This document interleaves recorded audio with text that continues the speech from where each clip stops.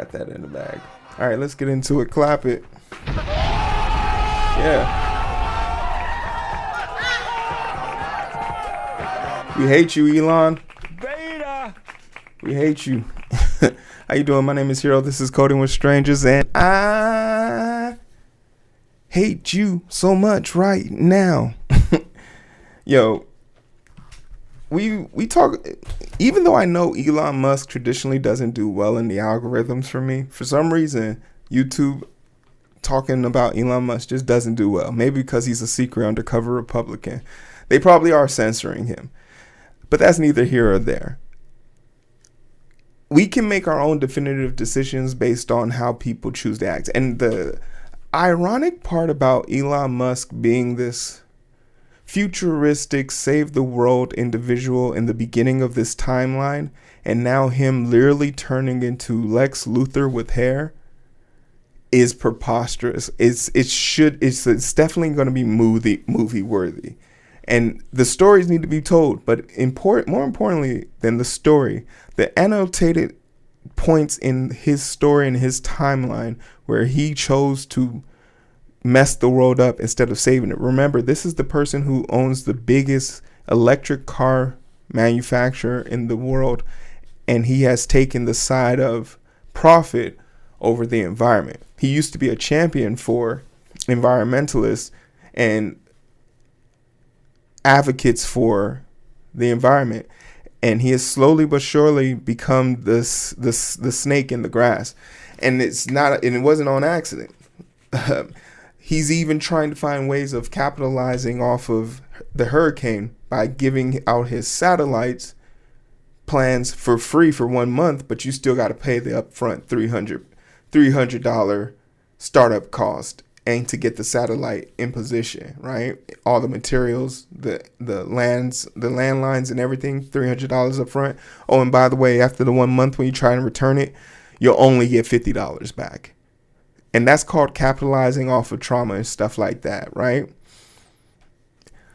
So when you have those things in mind and notion, stop me if at any point you've heard anything about Elon Musk literally building an AI factory data center in the middle of one of the poorest cities in Memphis and doing it without any form of regulation, talking with aldermen, notifying the group, and all that being said, only 37 jobs were posted for a whole entire facility.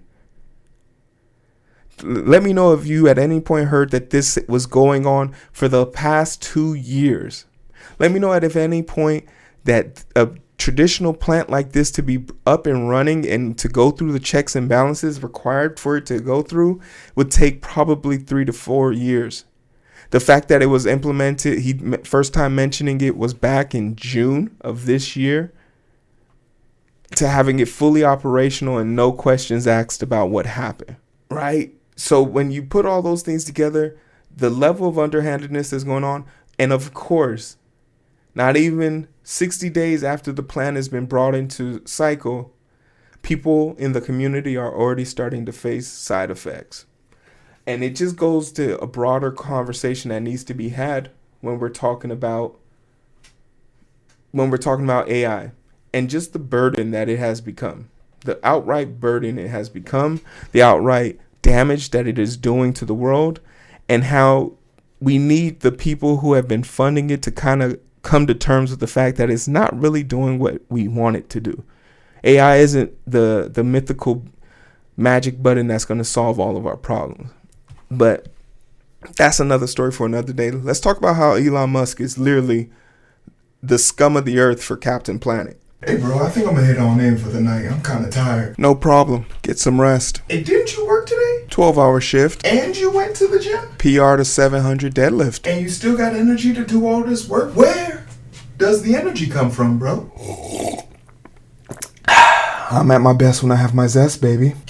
Zest? The Zest Super Berry Samba Green Tea comes packed with 135 milligrams of caffeine and L-theanine. That's how I stay focused for longer and stronger throughout the day with no crash. It's way better than coffee or any of those sugar-filled energy drinks out there. No GMO, gluten-free, and it won't stain your teeth.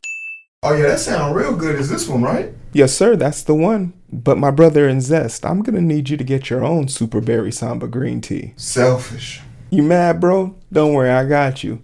Use my promotional code down below to get 20% off selected items and the subscriptions. That's Coding with Strangers, all one word. Put that in the checkout box and you'll be good to go. Thank you so much to Zest for the sponsorship.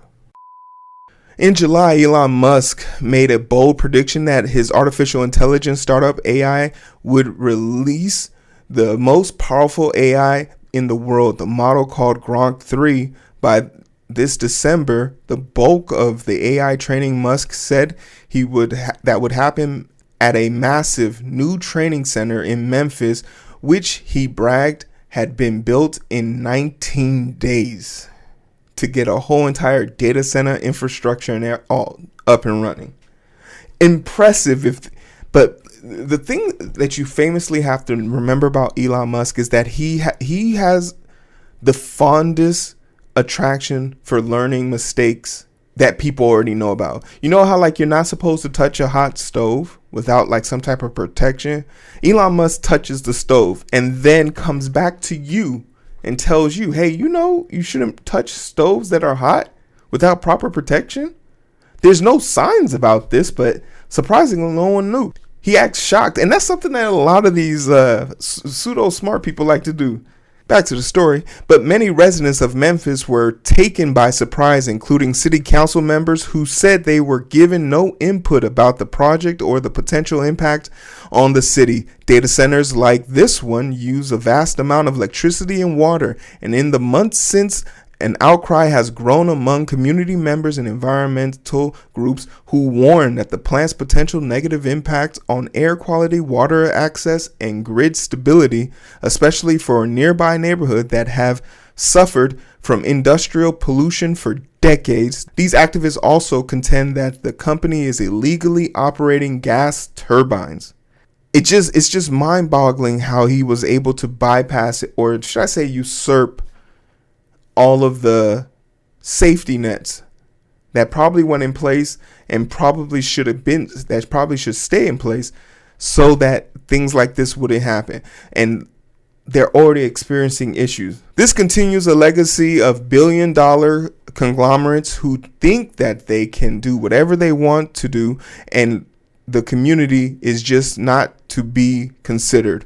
Keyshawn Pearson, executive director of the nonprofit Memphis Community Against Pollution, tells Times they treat Southwest Memphis as just a corporate watering hole where they can get water at cheaper prices and a place to dump all of their residue without any real oversight or governance. Some local leaders and utility companies conversely contend that XAI will be a boon for the local infrastructure, employment, and grid modernization, given that the massive scale of this project XAI foray into Memphis will serve as a litmus test or whether the AI-fueled data center boom might actually improve American infrastructure or harm the disadvantaged, just like it's so many other power-hungry industries of the decades past. So factories in the area said they weren't dumping, and then 3 months later, kids start showing up sick because of poisoning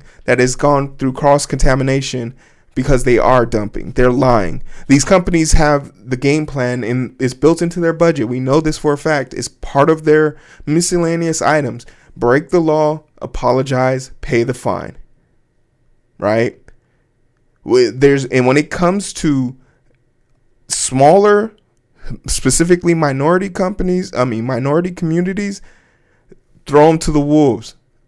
We'll get Obama to come on screen and drink some water that he got out of water bottle and pretend like everything's fine. Flint, Michigan's water supply is still an issue to today. It's still an issue. And it's one of the more diabolical things because once again, this was done without anybody who actually lives in those communities or the representatives of those communities being a part. Remember, they voted for these people to manage their community. Aldermen and things like that are elected. Council members, city hall, the mayor, these people are elected. But we don't really have to look or think very hard about some of the things that has already happened, right? We don't have to really think about all of the bad things that Elon Musk has touched with his bare hands and managed to destroy. We can think about, for example, Tesla and how that company is falling through the roof and about to go through the ceiling. About to go through the dirt on the ground. We could think about the Boring Company, where the first frontline people who were in charge of boring the holes had to collect the wastewater and literally dumped it on the streets of the local city, where they would lie about fines and permits just to bypass the rules. We can think about SpaceX, where little debris was being just ripped off of the ships and their rockets and landing in people's backyards. Texas has already fined them several times. We could also talk about his most popular failure, my personal favorite, Twitter, and what a shithole that is. Because one of my favorite things to date is, they finally got clearance to get back into Brazil. Brazil Supreme Court finally punked his ass enough to make him conform like he should and would and will have. But guess what? They were delayed by a few days, and it wasn't because Brazil was playing a fast one on them. It's because literally the financial department at Twitter paid the money to the wrong bank. They wired the money to the wrong bank. And just imagine having to pay a fine of upwards of $1 million or something like that. And you sent it to the, that just lets you know how well fine-tuned that engine is over there. They sent the money to the wrong bank.